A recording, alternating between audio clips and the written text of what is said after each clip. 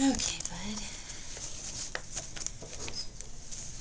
Today we're going to take some time to reflect on how you've grown throughout our last unit as a reader. You were new to Mason Ridge this year, and you have worked so hard as I've pushed you and I've challenged you as a reader, haven't I? Yes. Yes, I have been. I'm so proud of all of your hard work.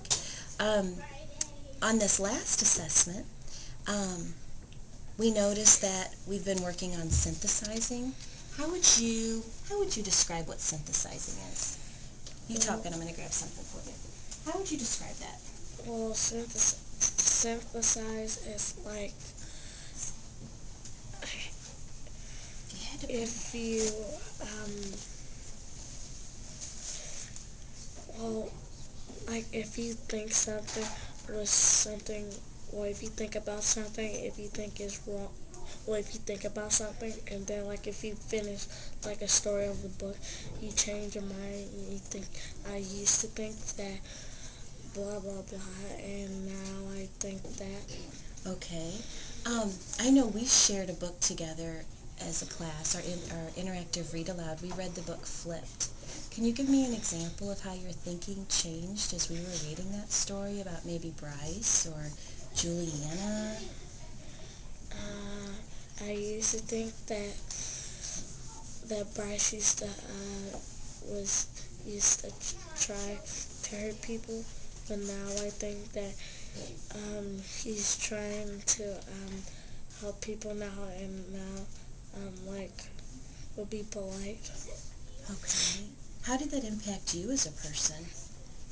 Is there any of that that you might take with you for your world Um, when you're dealing with people? like there's somebody I don't like, I shouldn't like be disrespectful to him or be mean. You know what, Calvin? I would never expect to see that. I see you be very kind and very respectful to everyone. But it's when we read stories like that and we synthesize and we see changes in characters and we allow our thinking to be changed, we can add it to our world, can't we? It can become part of us. And that's a lot of what we were working on throughout our synthesizing unit. And looks like we have a lot to celebrate here. Let's take a moment and um, let's look at some of the things that you did really well on with this assessment. Can you point out some things that you noticed that you got the, the correct points on and that you thought, wow, I'm really proud of myself? Well, I was thinking about the one that came with 2 points because sometimes I don't get my full credit. I get Oh, partial. wow. So that shows that you're really thinking about being thorough with your answers and trying to get the full credit. And wow, these are strong. These are strategies that are really important for readers in order to truly understand what they're reading and making it part of their world. Look at this cause and effect. We've done a lot with that in our classroom. Here's a big one. Here's another two-pointer. Author's purpose. Can I just turn to one of those? Could we maybe look at the author's purpose one or the identify cause and effect, or your letter? Could we just maybe look at one of those and celebrate those? Okay. Do you want to pick one, or would you like me to pick one? You can pick one. Okay, how about we go to, I'll go to cause and effect, because I noticed that you pointed to that one first. Let's see, what number is that one? That is number 17. So this reflected reading, oh, and it's my favorite story again. Remember how I told you I love this story so much? Makes me think of my grandparents. I just immediately connect and wonder what it was like for them when they went to school. And here I see your cause and effect chart. And look how neatly, you're right, you made sure that you didn't just put one word, right? And you fully explained it. What was your strategy when you did that cause and effect chart? What do you think made Well, it easier this time? well, this time I couldn't remember, so I went back to the story to see uh, what was the cost. Oh, good for you. What a great strategy. And you know, a lot of times good readers, some readers, they may think about going back, but they don't always take the time to do it. So good for you that you went back to the text. You made sure that you could support it with what you read. So since there were no schools, they turned a railroad car into a schoolroom. When new roads were built and towns were established, New schools and houses were built. Fantastic. Good for you. I am really proud of you with that because I know if I look back at some of your previous assessments, look right here, just the one that we took our last assessment. Look at this, cause and effect, character change. What do you notice there? I got 0 out of 2 points. Exactly. So look at this. This is growth. This shows that you are improving and you're able to use those strategies better as a reader. So way to go. Good job. I'm sorry about those allergies too. You're such a trooper. It's hard to work when you're dealing with all that. So we've celebrated.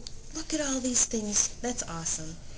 I'm curious to know what you noticed about areas where you might choose to focus or areas where you may choose to work. Well, I think I should work on like compare and contrast because that was the one I really didn't understand, and I just tried to use all this in my note. Okay. And you know what? You're not the first person to tell me that the compare and the contrast sort of kind of stumped you a little bit. Do you know what it means to compare two things? Do you know the difference between, let me word it this way, do you know the difference between comparing things and contrasting things? Yes, compare things like what they're like, and contrast is like what they're different about. Well, there you go. Knowing that right there is so important. So I have a feeling it was maybe just the way they asked the question or what they asked you to do, the task at hand. And since you know that, I know that if this were repeated, you would be able to do just fine. So how were they wanting you to use that skill as a reader when comparing and contrasting? Do you know what the task was, what they wanted you to do in your letter? Yes. Could you kind of Well, reflect on that and share that with me? they wanted me to know. They wanted me to write how how um how they're like from going to school on a train, and going to school on in a building, and like how was it different from like living in one of the train cars or living in a house. Okay, so they were wanting you to compare and contrast. Let's look at the directions really quickly because a lot of times I have to read the directions more than once to really understand how they want me to use and show that I know how to use the skill. It says write a letter to a friend. Look at that. And by the way, great job having all 5 parts of your letter. Awesome. And your punctuation and everything. Write a letter to a friend that contrasts how Grandpa's school is different from schools today. And then you had to give at least 2 ways that the schools were different. So you just mentioned one to me. You said that one was in a train car. And I want to clarify, do you think that train car was moving while they were having school? No. Okay, good. I just wanted to make sure. So that they could do a train car or they could be in a building. Let's look at what you shared. You said, my grandpa told me when he was a kid he had to go to school on a train. I just want you to know that is a great lead-in sentence. Fantastic job. Then you said, read what you've said next. It's different from today's school because they had no electricity and no thermostat. That houses that houses it's different. The old uh, I'm thinking what you meant was that's how. it's different from the old days.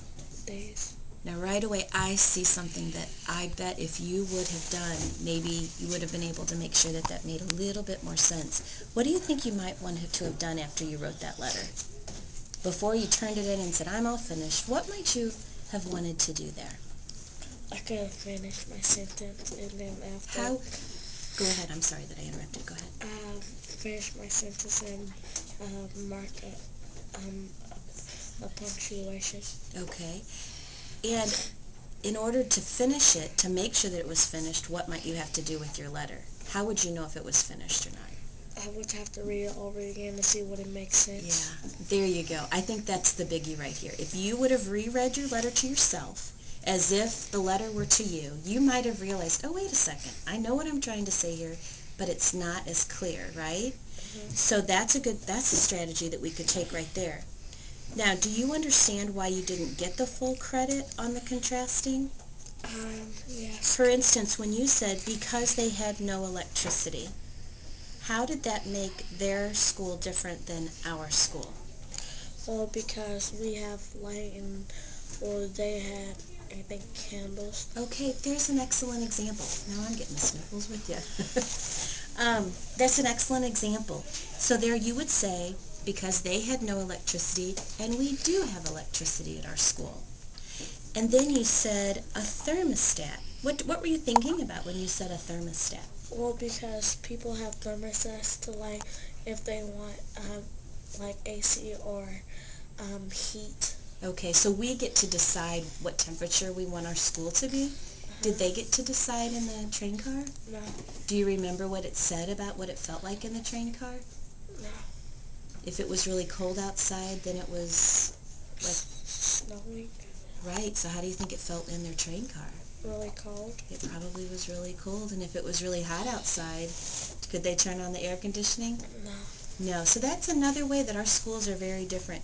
Are you glad that our school has air conditioning? Yes. Me too. It would be really hot, especially now with all this hot weather, right?